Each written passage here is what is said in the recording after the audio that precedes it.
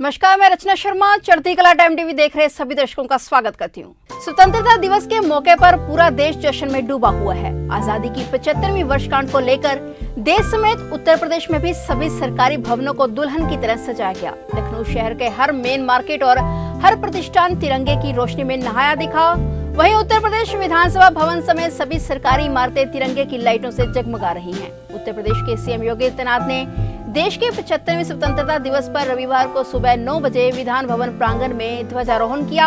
इस मौके पर सीएम योगी ने अपने संबोधन में कहा कि झांसी में रानी लक्ष्मीबाई, बलिया में मंगल पांडे के नेतृत्व में स्वतंत्रता की लड़ाई आगे बढ़ी। 1942 में ही बलिया ने खुद को स्वाधीन घोषित कर दिया था। उन्होंने कहा कि आज देश के सभी क्रांतिकारियों को नमन करता हूँ। देश की स्वाधीनता के बाद देश के बाहरी और आंतरिक सुरक्षा को सुदृढ़ बनाए रखने और भारत के नागरिकों को सुरक्षित माहौल प्रदान करने वाले भारत के सभी वीर जवानों जिन्होंने देश में विभिन्न युद्धों में अपना बलिदान दिया, उन सभी जवानों को सीएम योगी ने विनम्र श्रद्धांजलि अर्पित की।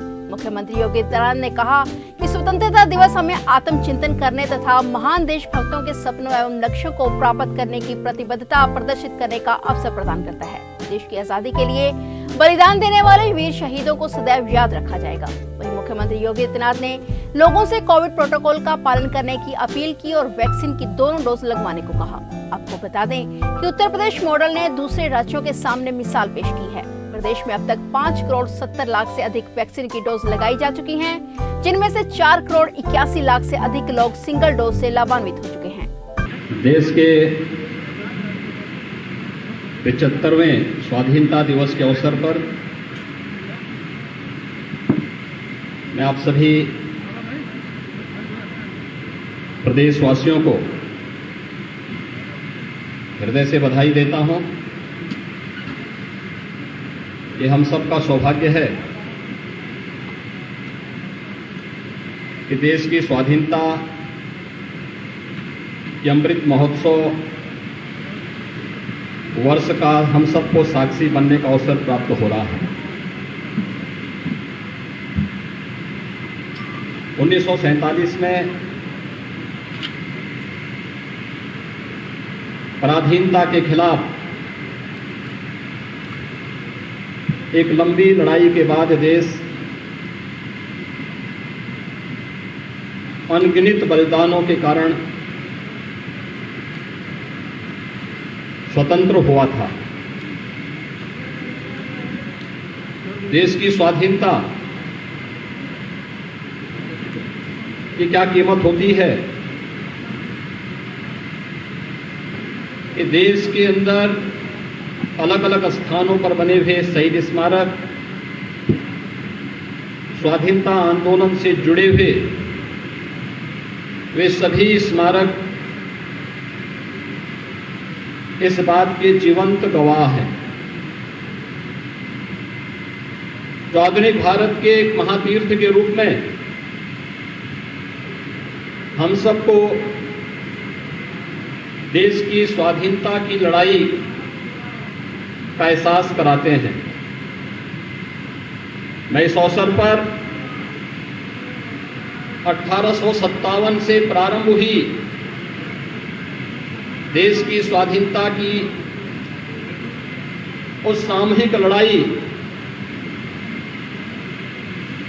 के अवसर पर इस देश ने विदेशी हुकूमत को अपनी ताकत का एहसास कराया था। कहीं झांसी में रानी लक्ष्मीबाई के नेतृत्व में, कहीं बलिया में मंगल पांडे का नेतृत्व, कहीं लखनऊ में स्वाधीनता आंदोलन के लिए मर मिटने वाले सभी क्रांतिकारी, कोई मेरठ में, कोई गोरखपुर में और देश के अलग अलग भागों में एक सामूहिक लड़ाई देश की स्वाधीनता के लिए आगे बढ़ी थी। उसी का प्रतिफल है कि मात्र 90 वर्षों के अंदर विदेशी हुकूमत को इस देश को छोड़ने के लिए मजबूर होना पड़ा था। आज हम सबका सौभाग्य है कि जब हम देश की स्वाधीनता के अमृत महोत्सव वर्ष में प्रवेश कर रहे हैं, तब हम देश की स्वाधीनता की इस निर्णायक लड़ाई को एक निर्णायक स्थिति में पहुंचाने वाले राष्ट्रपिता महात्मा गांधी के प्रति नमन कर सकें। फिलहाल उत्तर प्रदेश के समाचारों में इतना ही। तब तक के लिए देखते रहिए चढ़ती कला टाइम टीवी और मुझे दीजिए इजाजत। धन्यवाद।